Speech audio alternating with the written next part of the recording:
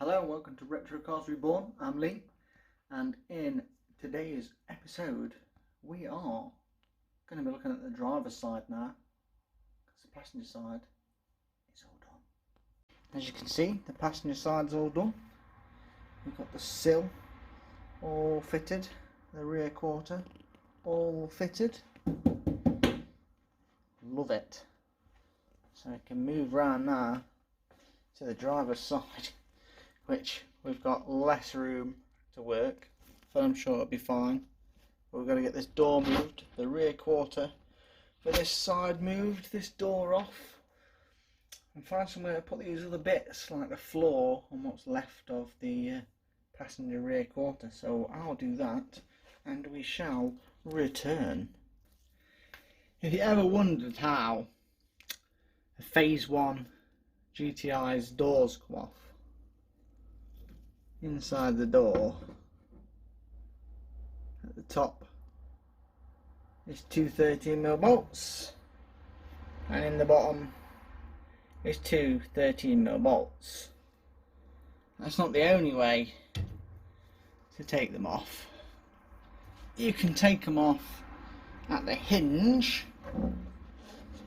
This door's going to be difficult to move now because all the wiring's hanging out of it. Yes, you can take them off at the hinge, but only at the pins. Now this is a Phase 1 Peugeot trait. There's the pin. The Phase 1 Peugeot trait, so you can tell you've definitely got Phase 1, is these hinge brackets are welded on, look. Whereas on Phase 2 they are bolt on, and you can completely replace the whole hinge bracket, hinge and everything. Whereas you can only change the like bolted hinge bit there, but you got to take the pin out. So that's how you know you're dealing with a Phase 1 GTI. Oh, so yeah. Just having a bit of fun taking these doors off. Once the door's off, we can have a look at this sill. So the door is off. Voila. Took a bit of fiddling. Because the wiring was so difficult to feed through that, because it ends up all twisted. And then trying to feed it through that hole and down into that hole there. Bit of lubrication was needed. Right then, with this sill, it is pretty much the same condition as the passenger side one was. You can see how thick the fiberglass filler was, and the filler over the top. And again, the rear quarter is missing this piece that comes over here, and they're just filled straight over, and they filled that too. I just dug most of it out. So yes, if you didn't see the other side being taken off and repaired, you can find it in this top corner. Yeah, just look at how thick the filler is on this rear quarter. We're not gonna bother sanding any of that off, because I already cut out all the filler that was in this one when it was outside, which was the smart move to do, because when I did the passenger side, on the inside of this garage, it made the absolute biggest mess in the universe. You can see the new panel in there, because I've painted it with red oxide primer to keep it from rusting and going rotten, because once this sill's been done and this rear quarter's been done, there's still plenty more to sort out. Look, yes, this floor, but this is the big problem. Look, the A pillar itself is has rotted away, and yes, they cut through it. So we'll dig this tiny bit of filler out here, and then we'll pull this rubber strip off, and we'll start searching for some spot welds to drill out so we can pull this sill off.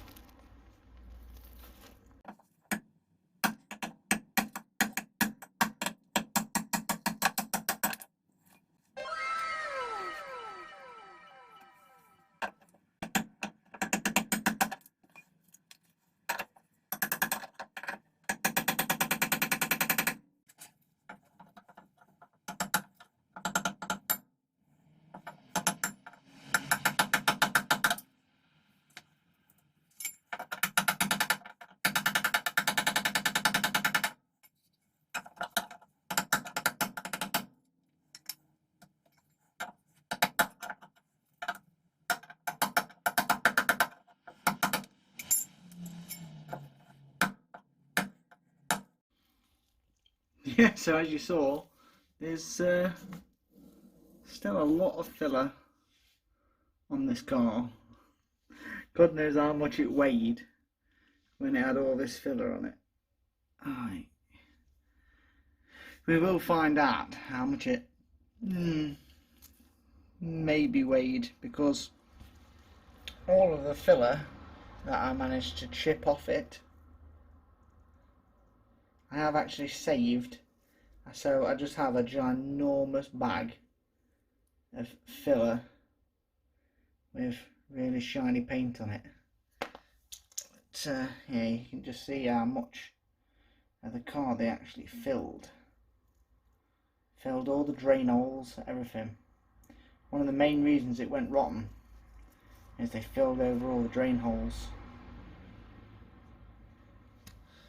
It probably still would have been decent if they'd not filled over the drain holes. And as you can see, look, where the filler was touching the car directly, it's not too bad. It is quite nice metalwork. But then when it wasn't here at all because of that flared arch that was originally on it, it's just rotted away. So as with the other side, before I can start taking the sill off, the old rear quarters got to bite the dust. So we're going to cut it that much lower down than the bit that will end up welding it to the swage line in the body. So we're going to cut below there, we're going to cut down here, and then we're going to cut this bottom clean off because we don't need that piece there. We'll cut down that bit so we've still got some strength in the A-pillar while I deal with the sill.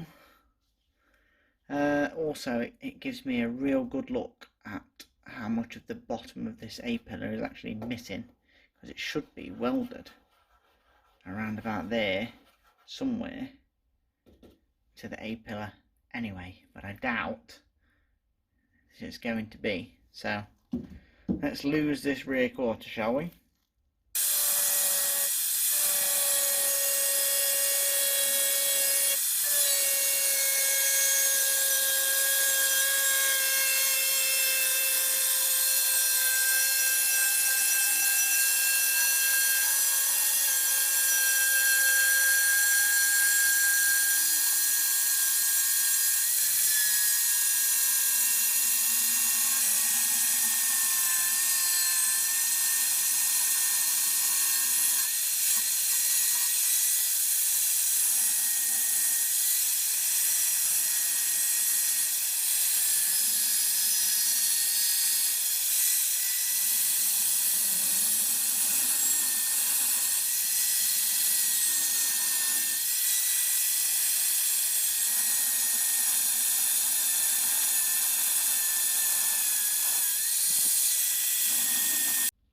So the cut went pretty well.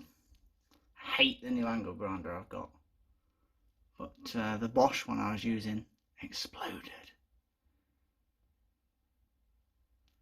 which annoyed me.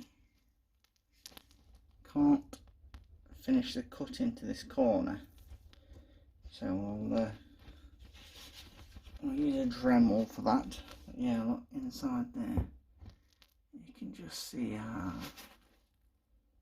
fucked everything is. Like, it's like the bottom, you see the bit that's tilting at the bottom, well, that's supposed to be spot welded to the sill, and I don't think they've even bothered. So yeah, it's just as disgusting and dingy as I expected it to be in here. And yeah, just like the other side, it had been spot welded. It had been welded in this corner just to keep this piece here because it was non-existent. And yeah, it doesn't look like it was welded at all. Yeah, because what looks like it's been welded down, it isn't. It's just all seam sealer. I don't think they even welded the bottom piece in at all. I think that's literally just, see, yeah, there you go, it literally is just seam sealer holding it in. They never welded that at all. Look, there's not even any holes anywhere for any spot welds to be or anything. So yeah, well done to whoever put this rear quarter on. Look, there's the B post gone. It's just non-existent. Look, non-existent, because they filled it with fucking expanding foam and it just filled with water, held water and rotted away. Disgusting. So we have said goodbye, farewell to the lower rear quarter. I've cleaned it up a little bit. As you can see, the lovely rust. So now we're going to get the drill out with a wire brush, the wire wheel on the end, and we're going to clean all the spot welds up, and we're just going to whip this sill off. I already know that I've got to cut the bottom off, because no matter how hard I tried undoing the spot welds on the passenger side, it didn't come off, and I still ended up cutting the lower part of the sill off. So we're just going to do that straight away. And I also know that it's spot welded here and here, not only here and here, here and here, here and here. So it's just easier to just cut around that and then take that off afterwards. Let's fucking go. And so I've done more cleaning all the way across there as well. So look at that. This has had a sill on it already. This is already a replacement sill, because there's no spot weld where any of them should be. There's one. We'll get the torch. There you go. You can just, there you go, you can see them. Look, they're all manual welded spot welds. So yeah, this has already had a sill on, so it might prove a little bit more difficult to take off, but we shall see. Right then, so they are basically, because they're not original spot welds, they don't come off like spot welds would, because they're you know, actually welded spot welds. They are difficult to remove, and even when you do cut all the way through, they still cling on for dear life. So I think the only thing I can really do is just cut it. Cut this lip completely off, cut the underlip completely off, cut all this off here, because there's so many welds there. Originally there's only like 3, but whoever fitted this sill's probably put about a 5 in there. So yeah, cutting it is. I had to literally cut the sill into 4 pieces. I can't believe it. Just to get it off. And there's still a front section attached. It's just, get a touch. Not looking good at all. Inner sill is very rusty. The other side was near immaculate. You can see inside there. It's not looking good in there. That's a hole. Look.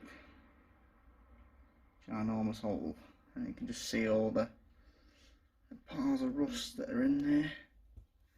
Here all round the jacking points, all rusty look, right at the bottom, all crusty in this corner. Way worse than the other side. We'll get on with removing these bits of sill now, and then we shall see what it looks like after. So that is pretty much all of the sill removed. Now you can see it's gone rusty because they cleaned it up like I did on the other side to weld it to, but then again they did nothing to protect it. It's just funny because Peugeot left these little holes here, look, in the sill, so that you could get in here and spray protection in, which is what they did. Now then, I have found something that I am not happy with whatsoever, and it becomes when you get to this panel here. So this is just another layer of the inner sill that's put over another layer, and I already know there's a hole in there, look, you can see it, but look at how far away the jacking point is to the rest. That's because when it's been jacked up, well, this part's been rotten under here, maybe it might be rotten underneath here, or literally this jacking part has become detached, look, from the inner sill, and then when the car's been jacked up, it's caused it to bow out. It's kind of annoying because I've seen people already repair these parts here, and it just isn't great.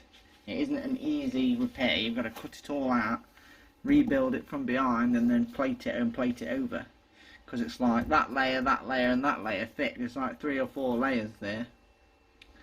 So we'll do some more cleaning and some more digging, and we'll see if it develops into a horrible spot that's going to have to be deconstructed and repaired. Luckily this rear quarter, I think that bit is perfectly okay on the inside of here. The other one was fine, so we'll see if we can just cut this bottom of this sill off, and hopefully we'll just be able to transplant everything from inside that one onto here if it turns out to be that bad. Right then, okay, let's go on a journey and have a look at what I've just found. So I was talking about the jacking point and how it's seemingly moved away from the car, more than likely jacked up while it's in the state it's in now. So that's just all the rust and the ginormous chunks of seam sealer which Peugeot put on these cars in the first place. But you know, it can't let water out, unfortunately. It can stop it getting in, but once it's in, it can't get out. So this is the leg where the jacking point is. It is not good. It is extremely trashed. Not too bothered about this hole here, because I could have just cut that out, patched it, but it's let's get a light. Let's at least get the light we've got and manipulate it. It's got all that hole underneath there, it just keeps going. That round hole's where a bung was. And put the torch back up there. Ta-da! One magnetic torch. And then we go round the corner, look. So this is essentially the jacking point of the vehicle, and it's got so much flex in it because if we look up here, it is not attached to anything anymore. What it was attached to has rotted away, so seemingly now I need a piece that will run all the way along here, a piece that will fill all this area here, and I'm probably going to do the other side now as well because it's just looking terrible. So I'm hoping that the other rear quarter I've bought, this piece is okay, or in at least a better condition, so I can completely swap this one out and weld a new one in. Yes, that's where I am with this at the moment. At least the sill's off and the rear quarter's off. It's a shame I found more work, but, you know, that's how these projects go. So I'm probably going to leave it there for this video, and thanks again for watching. I've been Lee, this has been Retro Cars Reborn, and I'll see you in the next episode. Remember to subscribe and give us a comment, share and a like and all that good stuff. And I shall see you in the next episode.